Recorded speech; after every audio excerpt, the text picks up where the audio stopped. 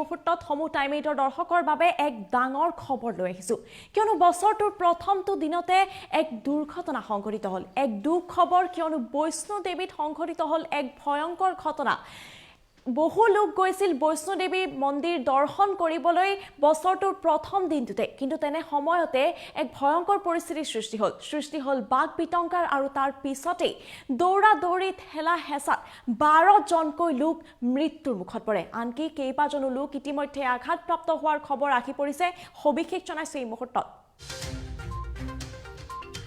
নতুন বছৰৰ প্ৰথমটো দিনতে এটা হুকাবহ ঘটনা বৈষ্ণো দেৱী মন্দিৰত 12 জন ভক্তৰ মৃত্যু 13 জন লোক গুৰুতৰভাৱে আহত হৈছে এই দুৰ্ঘটনাত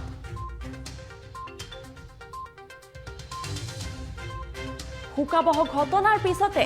বৈষ্ণো দেৱীৰ দৰ্শন বন্ধ কৰি দিলে প্ৰশাসনে 31 ডিচেম্বৰৰ নিশা আনন্দৰ মাজতে হুকাবহ ঘটনা সংঘটিত হ'ল নতুন বছৰৰ বাবে সমাবেত হৈছিল হাজাৰ হাজাৰ লোক বৈষ্ণো দেৱীত আৰু বহু লোক সমাবেত হোৱাৰ পিছত সৃষ্টি হৈছিল বাঘ বিতণ্ডাৰ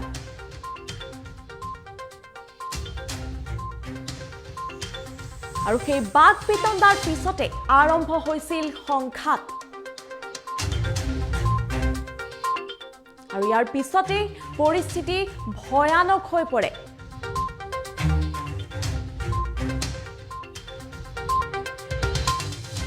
ভিৰৰ মাজত দৌৰা দৌৰি লগাৰ ফলত মৃত্যু হ'ল 12 জনকৈ লোকৰ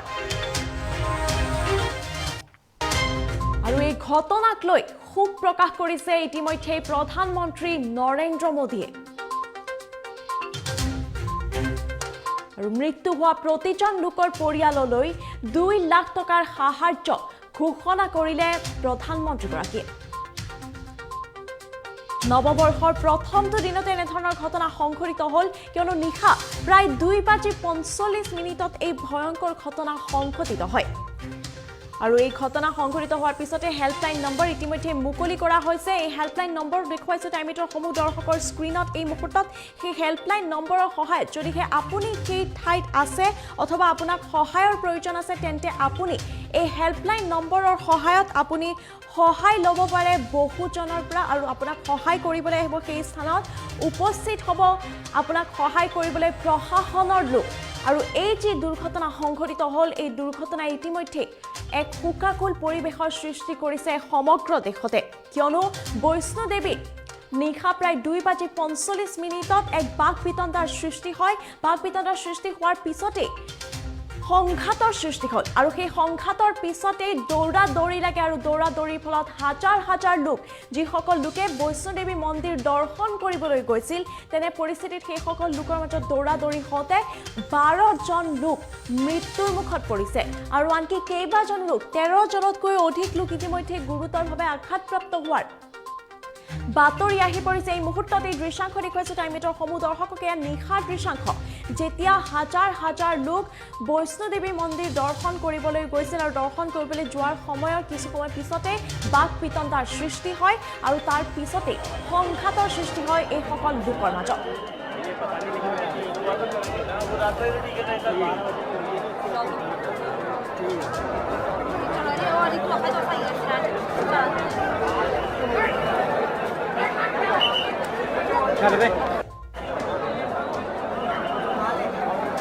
বৈষ্ণো দেৱীৰ দৃশ্যাংশ বছৰটো 2022 চনৰ প্ৰথমটো দিনতে এনেধৰণৰ ঘটনা সংঘটিত হোৱাক লৈ এতিয়া সকলো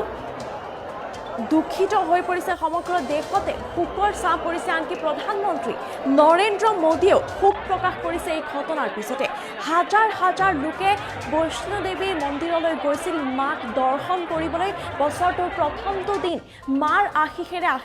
আৰম্ভ কৰিব বুলি কিন্তু তেনে পৰিস্থিতিতে এনেধৰণৰ ভয়ংকৰ পৰিস্থিতিৰ সৃষ্টি হ'ল হাজাৰ হাজাৰ লোকে এইদৰে ভিৰ কৰি গৈ আছিল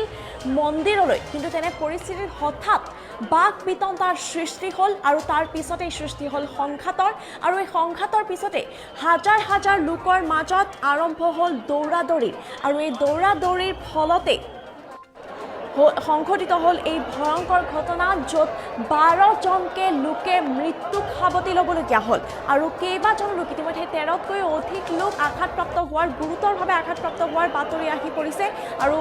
ভাৰত চৰকাৰে ইতিমধ্যে মৃতকৰ পৰিয়াললৈ 2 লাখ টকা সাহায্যৰ ঘোষণা কৰিছে এই মুহূৰ্তত যদিহে আপুনি বৈষ্ণোদেৱীৰ মন্দিৰলৈ গৈছিলে আৰু আপুনি সেই স্থানত আছে আৰু আপুনি যদিহে এই ঘটনাৰ পিছত আপুনি কোনো সহায় বিচাৰে সেই স্থানত যদিহে আপুনি থাকি যাবলগীয়া হৈছে আপুনি সহায় পোৱা নাই কাৰো তেন্তে তাৰ বাবে মুকলি কৰা হৈছে দুটাকৈ হেল্পলাইন নম্বৰ সেই হেল্পলাইন নম্বৰকেইটা মই জনাই দিছোঁ এই মুহূৰ্তত টাইম এইটৰ সমূহ দৰ্শকক 01991 234804 আন এটা নম্বৰ দিছে 01991 234053 এই দুটা নম্বৰৰ সহায়ত আপুনি সহায় লাভ কৰিব পাৰিব আপুনি কেৱল এই দুটা নম্বৰত ফোন কৰাৰ লগে লগে আপোনাক সহায় কৰিবলৈ উপস্থিত হ'ব সেই স্থানত প্ৰশাসন পুনৰবাৰ জনাইছোঁ এই হেল্পলাইন নম্বৰকেইটা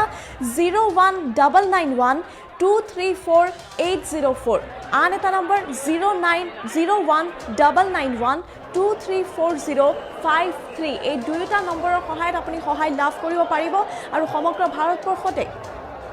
বছৰটোৰ প্ৰথমটো দিনত এনেধৰণৰ শোকাবহ ঘটনা সংঘটিত হোৱাক লৈ ইতিমধ্যে শোকৰ ছাঁ পৰিছে আৰু 12 জন লোকে ইতিমধ্যে বৈষ্ণোদেৱীত মৃত্যুক সাৱটি লৈছে এই ভয়ংকৰ ঘটনাৰ পিছতে হাজাৰ হাজাৰ লোকে বছৰটোৰ প্ৰথমটো দিনতেই বৈষ্ণোদেৱী মন্দিৰ দৰ্শন কৰিবলৈ আহিছিল আৰু তেনে পৰিস্থিতিতে সৃষ্টি হ'ল বাঘ পিতন্দাৰ আৰু বাঘ পিতন্দাৰ পিছতে সংঘাতৰ সৃষ্টি হ'ল আৰু সেই সংঘাতৰ ফলত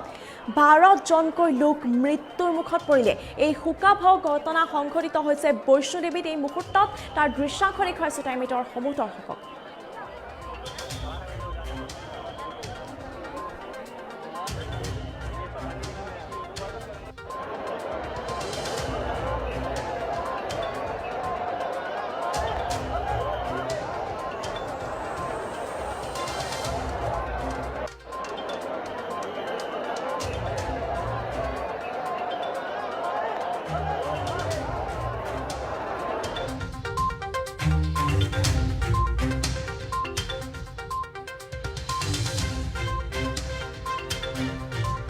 আৰু বহুতত পুনৰ দৃশ্যাংশ দেখুৱাবলৈ চেষ্টা কৰিম টাইম এইটৰ সমূহ দৰ্শকক বছৰটোৰ প্ৰথমটো দিনতে 2022 চনৰ প্ৰথমটো দিনতে এনেধৰণৰ ভয়ংকৰ ঘটনা সংঘটিত হ'ল এক শোকাবহ ঘটনা সংঘটিত হ'ল এইদৰে